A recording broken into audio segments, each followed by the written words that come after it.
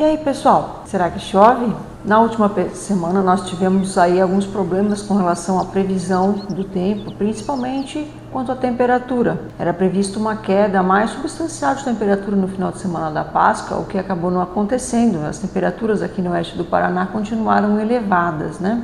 E aí entra aquela pergunta, né? Uma das questões é por que é difícil assim fazer a previsão do tempo. Um dos objetivos, quando a gente começou aqui esse quadro no Jornal Presente, é falar um pouco sobre como a previsão é feita, né? A gente ainda não chegou nesse assunto, temos muitos assuntos aí para a gente conversar, né? Mas uma das questões que nós podemos levantar como uma das hipóteses aí da dificuldade da previsão do tempo é essa imagem aqui que vocês estão vendo atrás de mim. Essa imagem aqui é a anomalia de temperatura do ano de 2024, temperatura média anual, né? Com relação à média climatológica de 1970 a 2000. Então, o que é anomalia? A gente pega a média dos 30 anos aí, de 1970 a 2000, nesse caso aqui, né? E aí a gente tira o valor do ano de 2024, faz uma subtração. E aí você vai ver se o valor é positivo ou negativo. É isso que é a anomalia de temperatura. O que chama atenção aqui? Nós temos uma anomalia pronunciada de temperatura no planeta inteiro.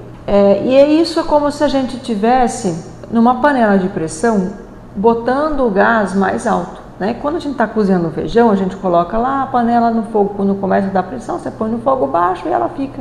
Agora, se você aumenta a pressão, aí a panela de pressão começa a ficar meio doida. E é isso que está acontecendo com o planeta Terra hoje, na atmosfera do planeta Terra, devido ao que a gente chama aí de aquecimento global.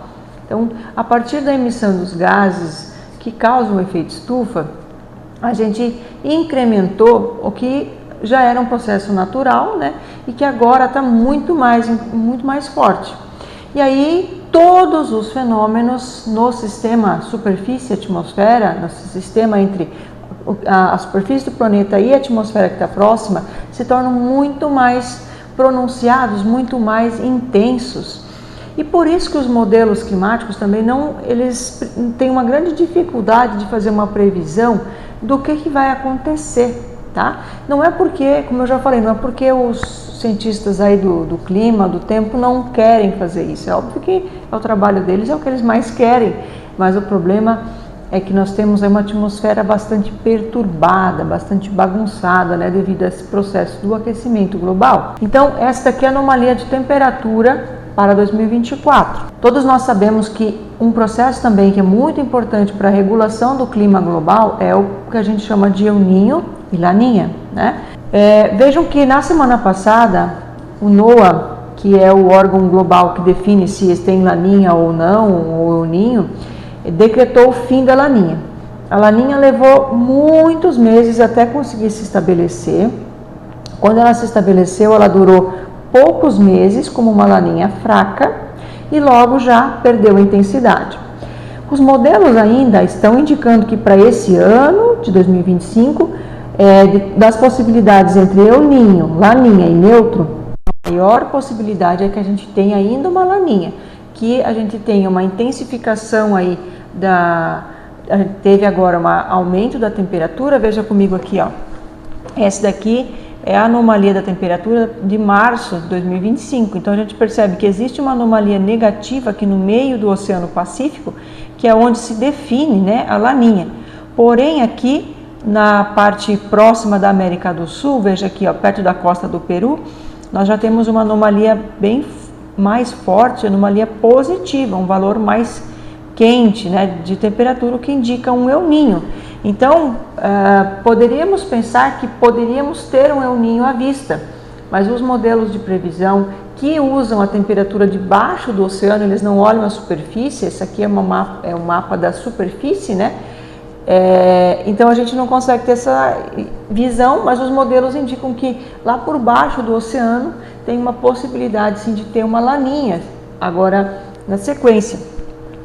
E essa daqui é uma imagem um pouquinho diferente, que o centro do mapa está no 180, né, na longitude 180 do planeta, mostrando aqui até 19 de abril, até a semana passada, né, essas anomalias persistindo aqui, né, a anomalia fria aqui da Laninha, já uma quente perto da costa do Peru, tá? E por isso que a previsão climática para o próximo trimestre no Brasil é de um Brasil inteiro mais seco, tá? E uma das coisas também que eu gostaria de comentar com vocês hoje, com relação a essa dificuldade da previsão do tempo, é que assim, nós conhecemos bastante o El Niño e a Laninha, que são dois fenômenos que afetam bastante o nosso clima aqui, eles causam uma variabilidade climática, né? Durante o El Niño a gente tem chuvas acima da média, principalmente em El Niños fortes e muito fortes, e durante a Laninha a gente tem uma diminuição das chuvas aqui, principalmente, né, lá pelo inverno, assim. Então, quando a gente tem El Niño e Laninha, a capacidade de previsão dos modelos ela é muito boa, porque você já sabe que quando esses fenômenos estão atuando, então pode haver ou isso ou aquilo. Mas quando não tem, como agora que a gente está num período de neutralidade, é muito difícil para os modelos fazerem a previsão climática, ou seja, uma previsão para daqui a 3 meses, né? Mas mesmo assim a gente tem, né, uma previsão climática para uma seca no Brasil, chuvas abaixo da média, né, para todo o Brasil. E um dos fatores que faz com que os modelos consigam fazer essa previsão é que a gente tem outras áreas oceânicas que também modulam as chuvas no Brasil. O El Niño Laninha é o mais importante, ele sozinho explica 55% da variabilidade do Brasil. Então, outros 45% são explicados por outros fenômenos. Então, quando o El Niño está neutro, os meteorologistas eles vão se usar também dessas outras áreas oceânicas para tentar fazer essa previsão climática. E uma das áreas que para nós é importante, não única, tá, gente? Tem várias outras que a gente pode ir falando aqui durante os outros vídeos.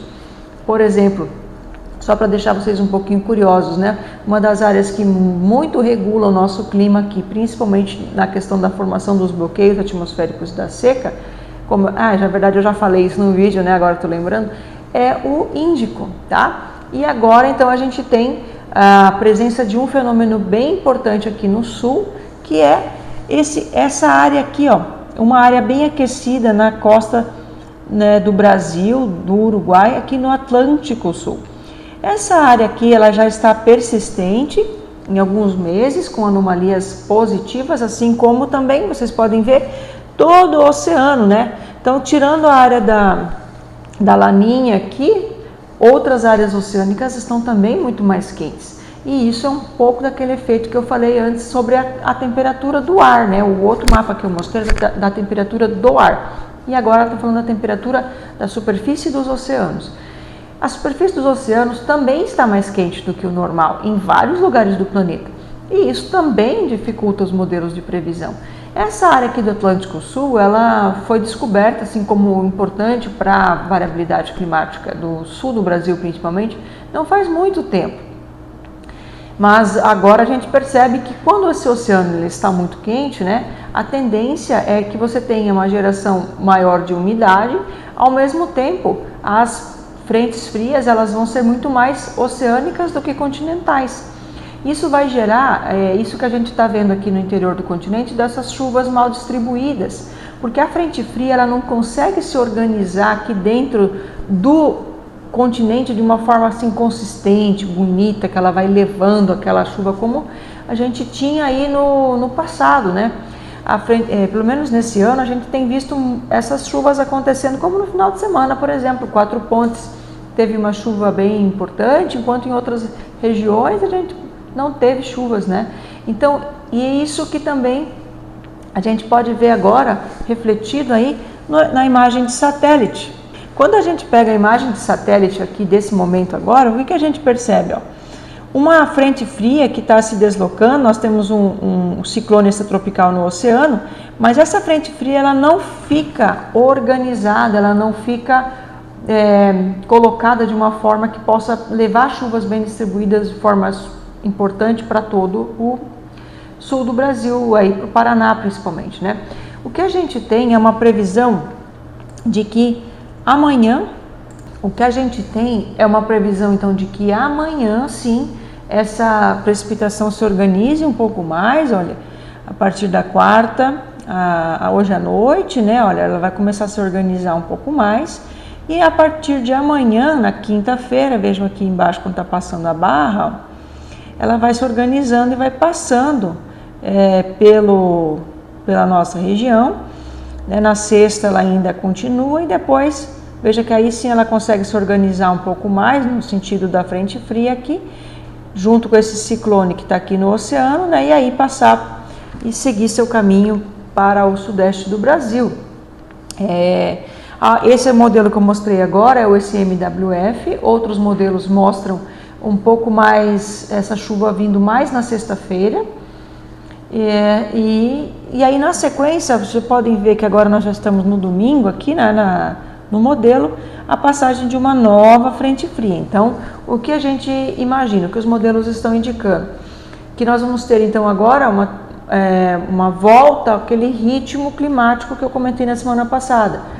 Chove, esquenta, como a gente viu ontem, né, na terça-feira, temperaturas mais elevadas, um vento do norte muito forte, aí as nuvens começaram a aumentar, começou com as nuvens cirros, aí depois a gente teve o aumento aí das nuvens altocúmulos, e aí as nuvens foram se intensificando. Hoje nós temos uma manhã bastante aí nublada, e a tendência é que no passar do dia essas nuvens vão se intensificando e à noite ou amanhã a gente vai ter então a chegada dessa chuva um pouco mais organizada em forma de frente fria, né? Apesar de termos esse oceano quente aí no sul, que vai puxar o ramo do ciclone sempre mais para dentro do oceano, vai puxar a frente fria mais para dentro do oceano, a gente vai ficar só com o rabo aí desse ciclone, né, dessa nebulosidade. E aí, passando para cá, né, de forma um pouco mais desorganizada do que poderia ser, né? Com isso, então, eu já antecipo um pouco a previsão para essa semana. Olha, aqui no CIMEPAR nós temos um valor bem substancial de precipitação para amanhã, um valor de 43 milímetros, né? Na sexta não chove, as temperaturas não caem substancialmente, né? Aí nós temos no domingo a previsão de novo de 11 milímetros e na segunda 4 milímetros. Na terça ainda um resto de nebulosidade e depois então a semana seguinte com bastante estabilidade, sendo que as temperaturas também não caem muito. No CPTEC nós temos uma divergência um pouco na previsão aqui, olha, eles têm para hoje 10% de chuva, amanhã 54% e aí na sexta 95%. Então, eles têm uma diferença, desculpa, eu falei que 54%, mas é 5% na quinta. Eles têm uma divergência com os outros modelos, né? Continuam indicando a partir de sexta uma instabilidade frequente até na segunda e depois a estabilidade. No Instituto Nacional de Meteorologia, a gente tem previsões hoje de nebulosidade durante o dia, aumento de nuvens à noite e amanhã encoberto com chuvisco e chuvas isoladas, né? E a partir da sexta já poucas nuvens, enquanto no domingo volta a um tempo mais encoberto.